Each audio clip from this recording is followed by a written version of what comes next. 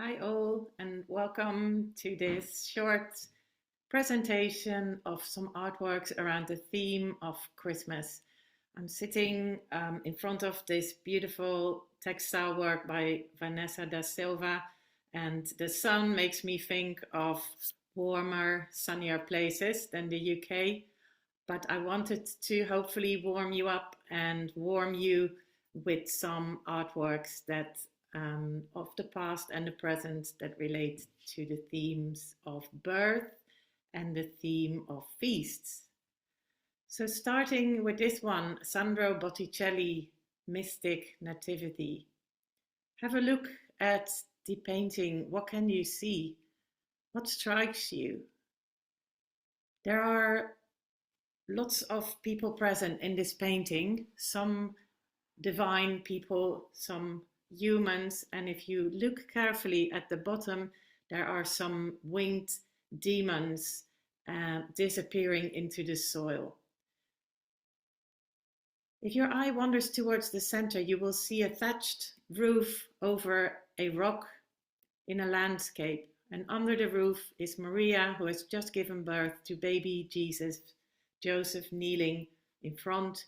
The donkey and the cow are present, and on the right are the angels and shepherds. On the left are the wise men. This is the Christian story of the Nativity, the birth. But it's also an incredibly beautiful painting. Botticelli painted around 1500 at sort of the start of the Renaissance ideals of humanistic representation. Individualism, naturalism are all present here. And at the same time, it's also a constructed painting.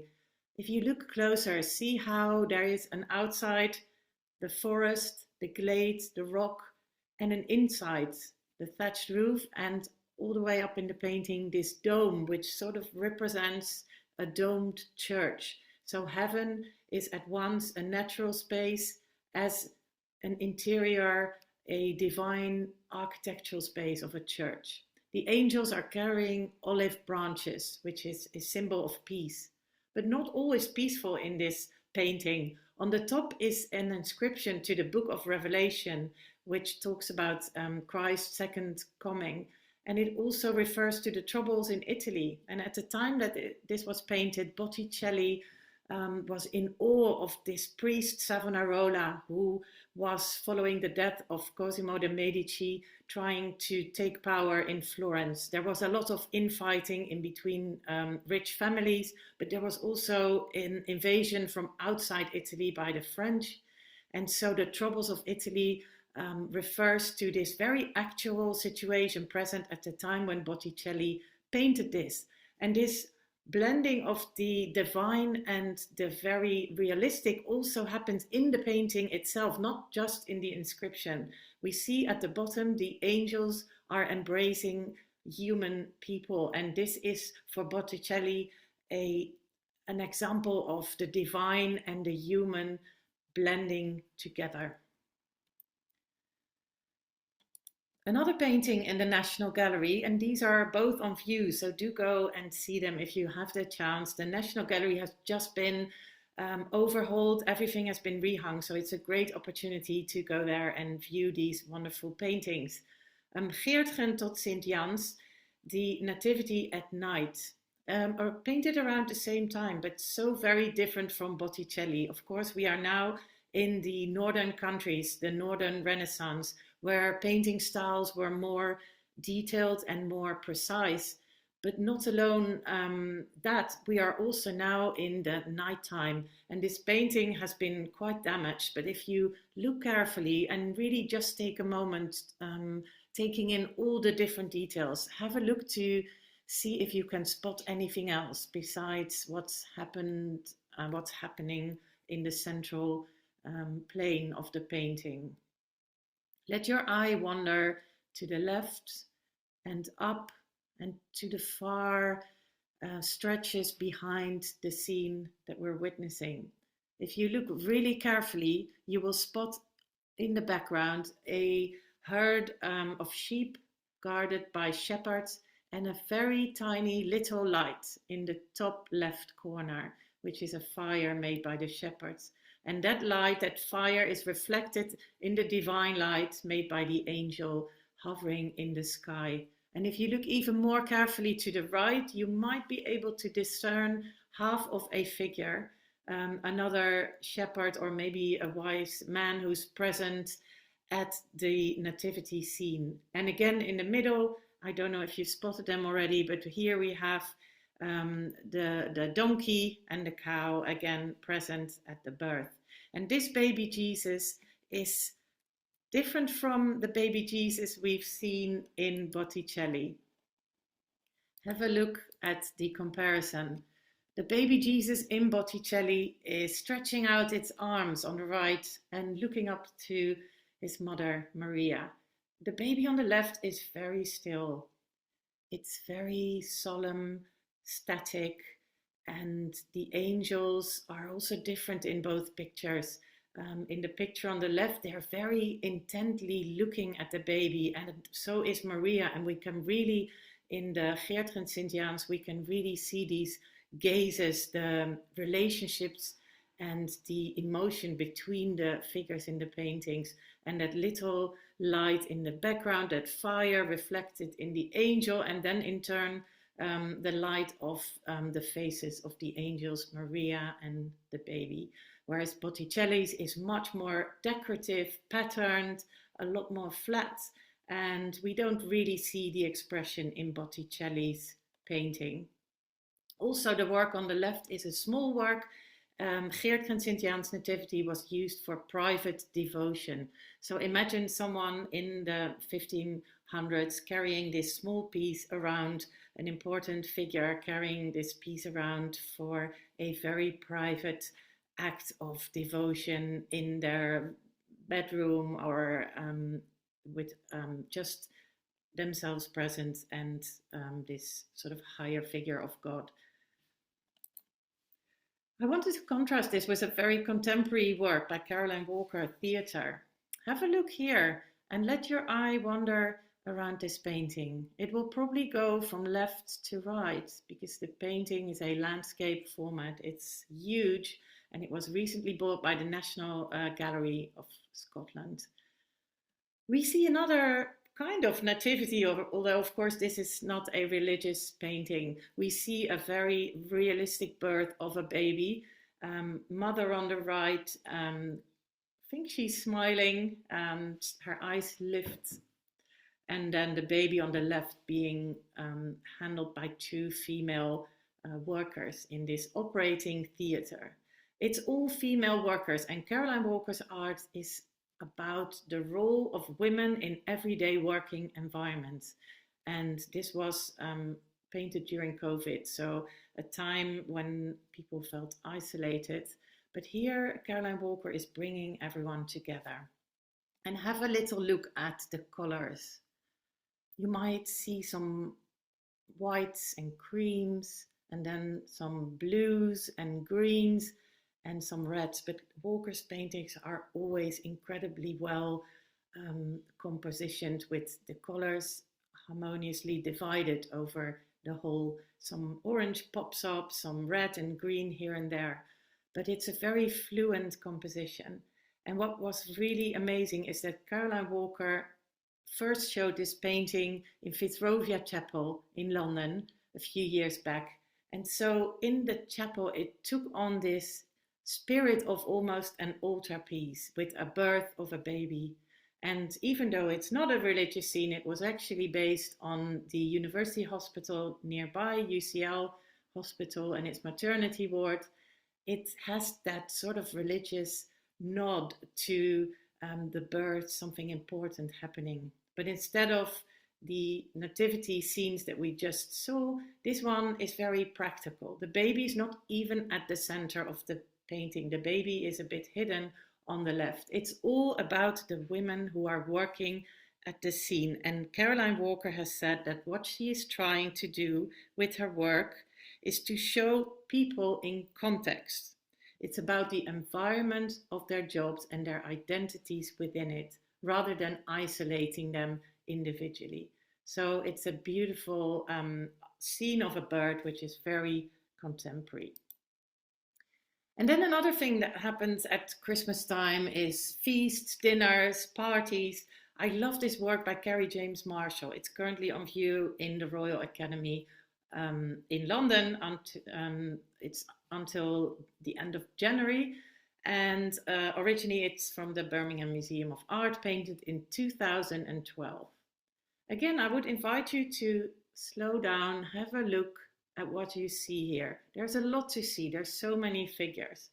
So if we concentrate on the figures first, we see a woman in a chair being tended to.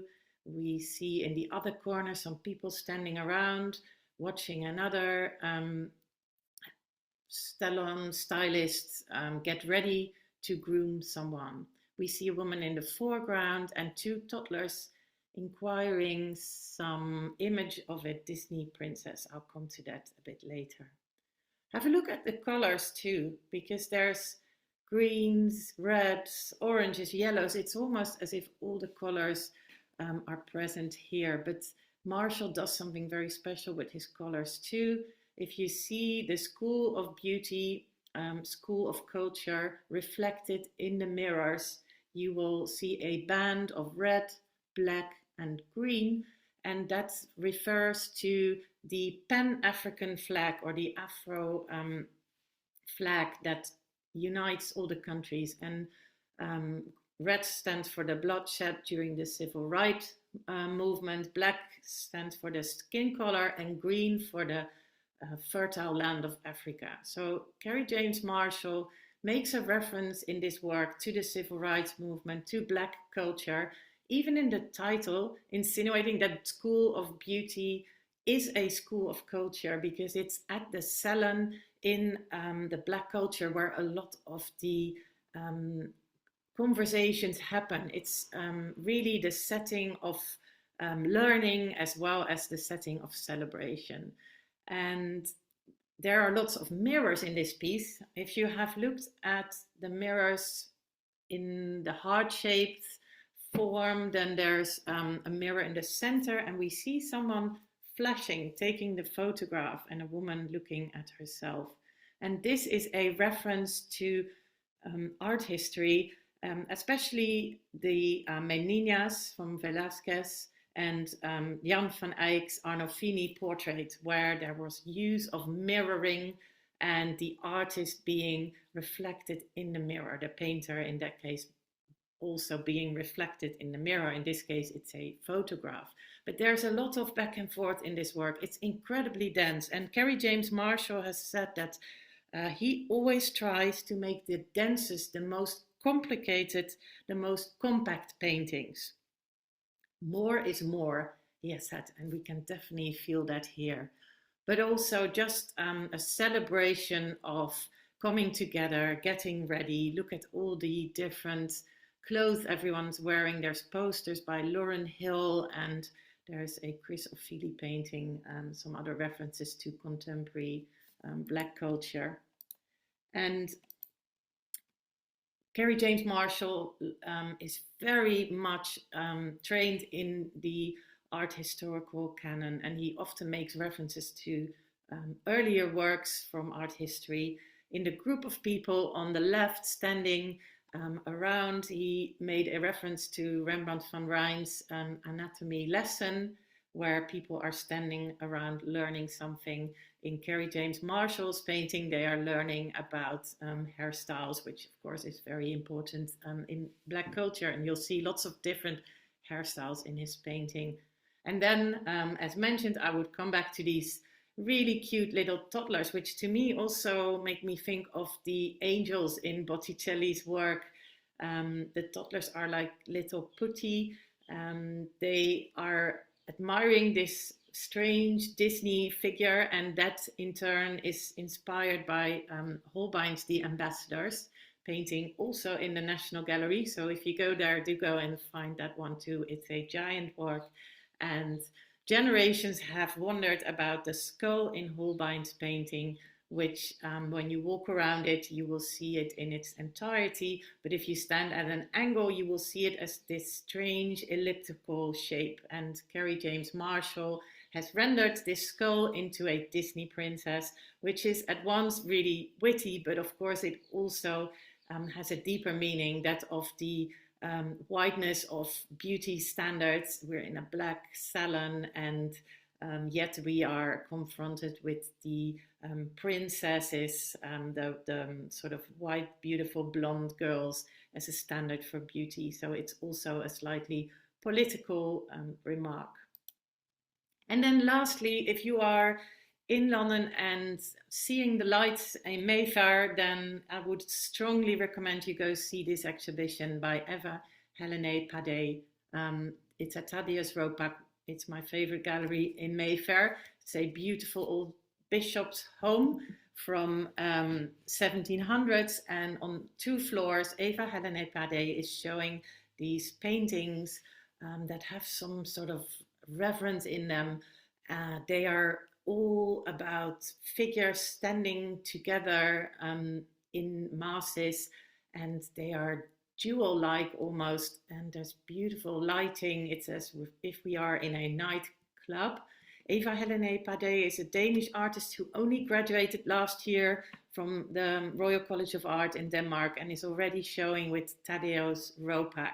She's an incredible artist, only in her just turned 30, and had her first show in Denmark, and sure we're going to hear a lot more about her. But in this particular painting, I love those figures in the top left corner. They're slightly strange. It reminded me of the musical Cabaret, of that sort of culture of the cabaret club in Berlin in between the wars. It reminded me a little of Toulouse-Lautrec. But Eva Helene Pade herself has said that she's influenced by Northern painting styles such as James Ensor, Edward Munch, and Otto Dix. And again, Christmas is also about slowing down. So finishing off this presentation, I'd really love for you to take a moment and breathe and really have a look at the luminous colors you see here. Try and zoom in on some of the faces of the figures, some of their body postures, the really skillful blending of colors, all with a slight wash over them. It's almost as if it's in watercolor, not oil. And we see some figures embracing in the front. We see this woman with a beautiful yellow dress, which is almost like the light that illuminates the scene, also reflected in the light in the background, and the glow that washes over the people. And Eva Helene Pade has said that she wants to surrender to the metaphysical parts of the painting, but I would argue she's also surrendering to the metaphysical parts of life. And her paintings have something of rapture, of transcendence. It's as if the people together are forming one big group, one humanity of different faces and bodies. We're no longer really recognizing them individually. We're just seeing them together in rapture. And lastly, what I want to end with is this central point where a woman is holding another woman. And there are some queer elements in the painting. But of course, this is also reminiscent of the Pietà, when Maria holds Jesus after he's descended from the cross. And there's even a splatter of red on the leg of this female figure in the middle. Someone supporting them, a beautiful image again of a figure. You can really see from their posture that they're supporting this nude, pale body. And it brings me back to the nativity scene, baby Jesus being born, another nude, very pale body. This is just the start of things, and it's almost as if Eva Helene Pade knows where it's going to end. Christ is going to be put on the cross and then ends in his mother's arms. But it's all here, and I hope it inspires you to think of birth and death, and especially the life in the middle. How fortunate we are to experience that life, and also it hopefully you will take a moment to reflect on this grouping of people in Eva Helene Pade's work, all coming together to witness something luminous and to witness the light. I will end here, and I wish you all a very good Christmas break, however you celebrate it, wherever you are in the world, and hope to see you next year for some more looking at art together. Thank you.